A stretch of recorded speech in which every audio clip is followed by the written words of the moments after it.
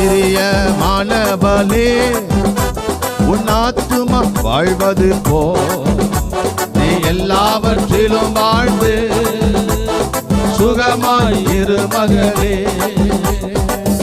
Amen. Praise the Lord.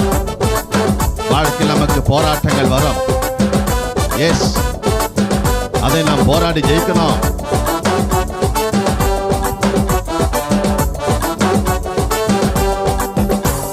வாழ்க்கை என்பது போராட்டமே, நல்லதொரு போராட்டமே.